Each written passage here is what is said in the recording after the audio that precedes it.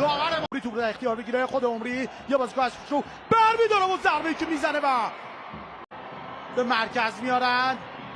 تک ضربه یه لحظه به مرکز میارن. تک ضربه یه لحظه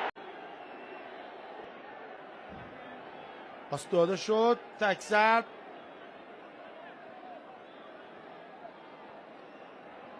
از پشت محوطه جریمه. اینجا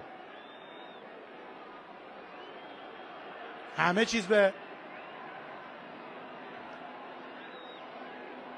دا سیلوا. پاس اوچو بلند به جایی که جمعه مسعود جمعه دانی اندونگ. خود اندونگ وارد محوطه جریمه خواهد شد. پاس به بیرون. چشمی توی دروازه گل دقیقه 119. چه وقتی چه زمانی اندونگ توپ رو برد و توپ در دروازه قرار گرفت. چشمی شادی رو به اردوی آبی پوشان میاره. اعتراض مازیار زاره.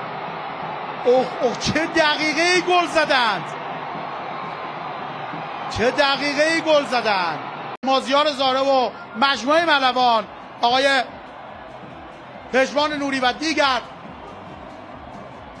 مسئولین ملوان خسته نباشید و خدا قوت میگیم. واقعا تبریک میگیم که تا به همینجا با شکست دادن تیم‌های خوب به فینال رسیدن و تبریک ویژه به همه هواداران استقلال و تیم خوب استقلال که بعد از یک فصل سختی که پشت سر گذاشتند